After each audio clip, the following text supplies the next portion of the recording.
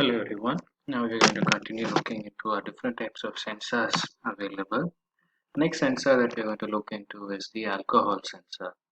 So we saw this in the previous video that an alcohol sensor is used by police in detecting people whether they are drunk or not while they are driving. So as the name suggests, an alcohol sensor detects alcohol content available in the moisture or in the air. Usually alcohol sensors are used in breath analyzer devices which determine whether a person is drunk or not. Law enforcement personnel uses these breath analyzers to catch drunk and drive culprits.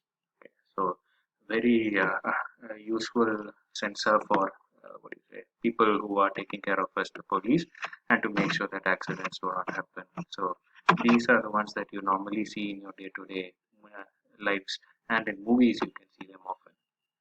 Next one is a pretty simple sensor which is called as the touch sensor.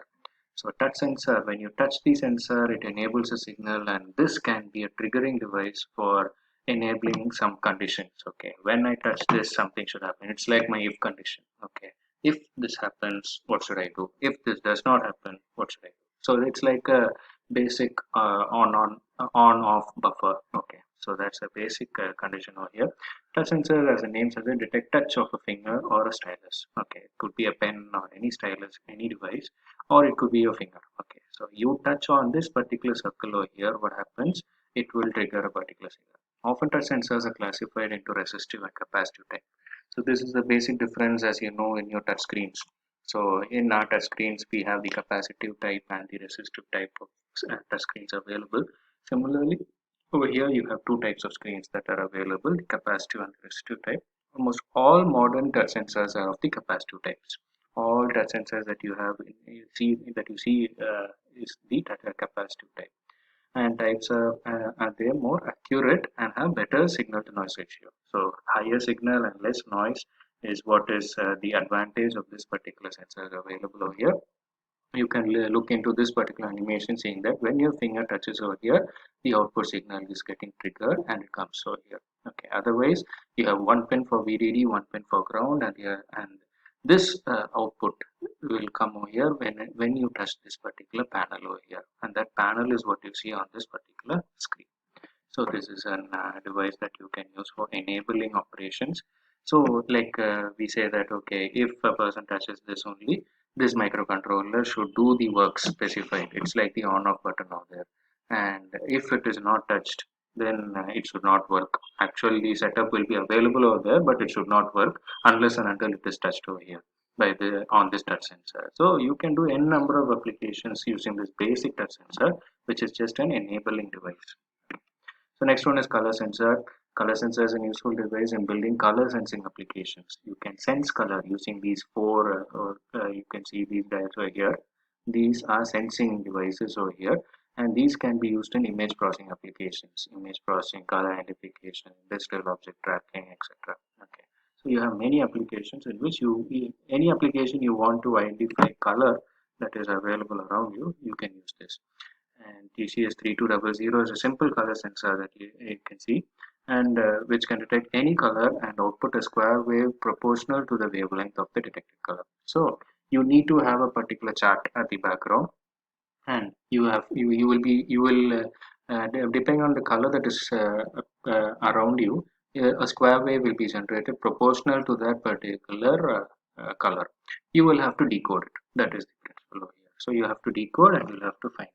So a decoding algorithm is what you have to write in your program for this particular sensor. Okay, so it will not tell you the color directly. You will have to decode it, and that decoding algorithm, with the help of chart, you will have to write the code for that and identify, and you can say if this is my square wave obtained, the color to be printed is red or blue or whatever color you want. Next one is a humidity sensor. All humidity sensors measure relative humidity, that is a ratio of water content in the air to maximum potential of air to hold water.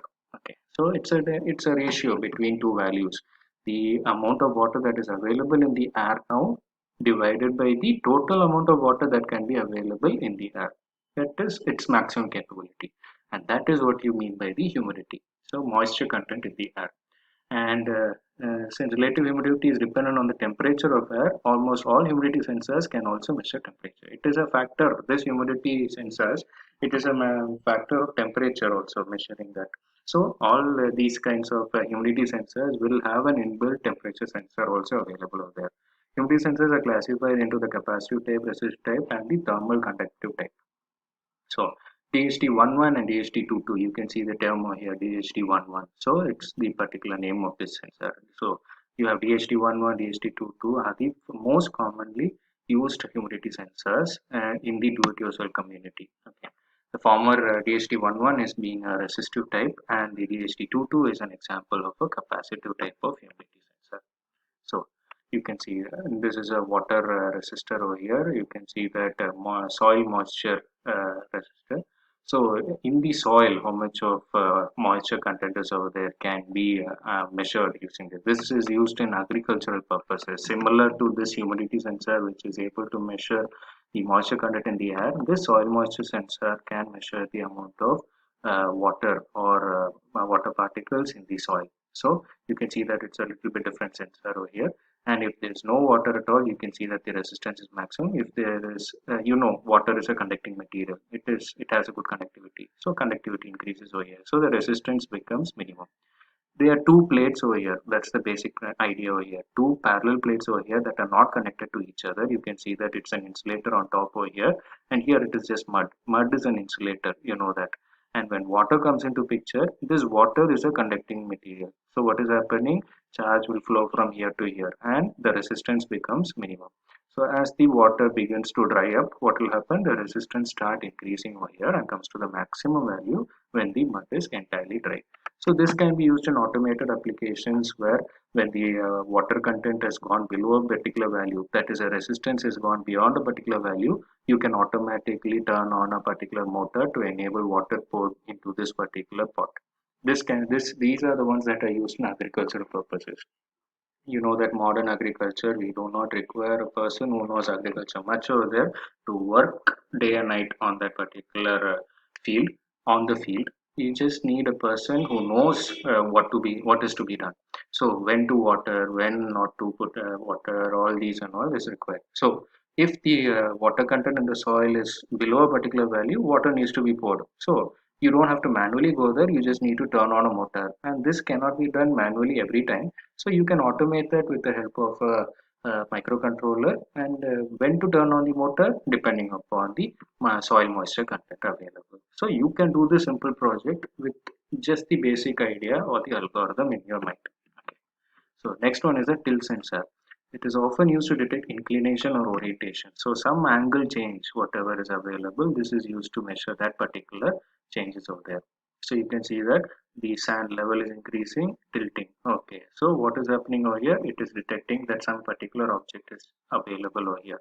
So when this particular object is drained on, what will happen? This sensor will go to its normal position, 0 degree. So when particular, this is for example sand over here, when sand is falling over here, what will happen when it becomes over a particular value? This sensor will move towards the right side. So you can see that. So depending on the angle it is tilting, you can understand that, okay, I need to stop this particular motor over here and I should not allow more sand to fall. And this is connected to a particular bulb over here to enable me to say that, okay, the motor is off over here because the mud level is beyond a particular level.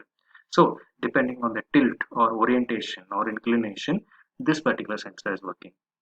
It is the simplest and inexpensive sensor available.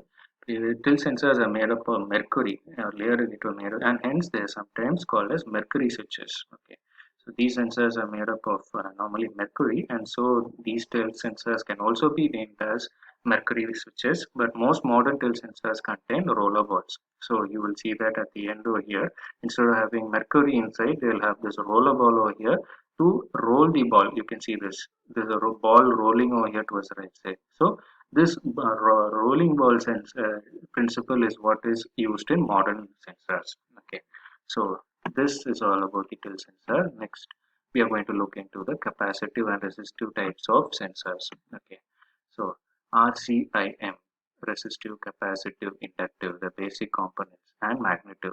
All these are the basic electrical components. RCIM sensors combined together. Most widely used sensors comprising more than 70% of the sensor market. Earlier, nowadays sensors are different, but earlier sensors when it came into the market, they came under one of these categories only. either the resistive, capacitive, or the inductive, or the magnetic type of sensor. RCIM sensors measure pressure, humidity, acceleration, flow rate, radiation, electric current, electric and magnetic fields, or chemical or biological substance. So you can see that the entire domain, all domains are being covered using these sensors. That is the advantage of using RCIM based sensors. They're used in a variety of applications. As I told you, from these itself, you can understand which domain it is. Homeland security, environmental protection, automation, healthcare, aviation, food, chemical, and medical industries. All domains are covered. And this, if you are able to understand all these sensors, how to interact with them, then then comes the next step, how to make them interact with each other. And for that you need a database, and when you use these together, that is what our subject is all about, the internet of things. Okay, so you need to understand what these sensors do, what are their advantages, what are their applications.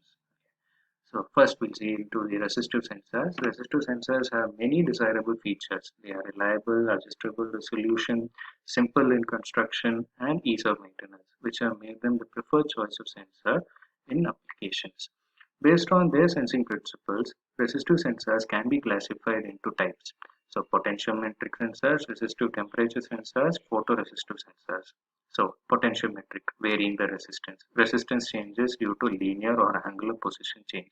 So due to the change in position, the particular resistance is changing over here. So that is what you mean by potentiometric. Potentiometer, you would have heard of the term varying resistance. Okay.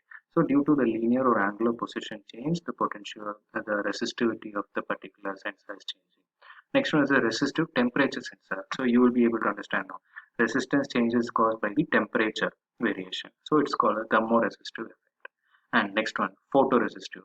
Here you had resistance changing with position, you have resistance changing with temperature. So you have now photo, which means light.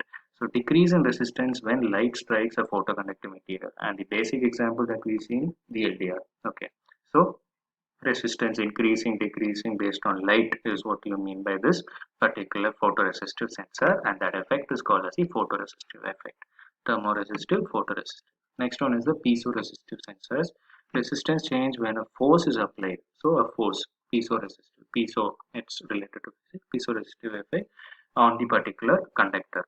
Next, the magnetoresistive. Resistance changes in presence of an external magnetic field. Magnetoresistive. So when a magnetic field is available around you, the resistance changes. So this is a basic example of a like working. It's similar to the working of a Hall effect magnet, Hall effect sensor. Next one is the chemoresistive sensors. Conductivity changes in a material or solution due to the chemical reactions that alter the number of electrons or concentration of ions. So number of electrons and concentration of ions in that particular solution, when it is changing due to the conductivity, that is what you mean by a chemoresistive sensor. So based on that changes, you will be able to analyze it and tell what is happening. Next one, bioresistive sensor. Bioresistance change in protein or cells induced by structural variations and biological interaction. Due to the change of these protein or cell induced structures, you will be able to change the resistance. And that is what you mean by the bioresistive sensors over here. And our next topic is capacitive sensors.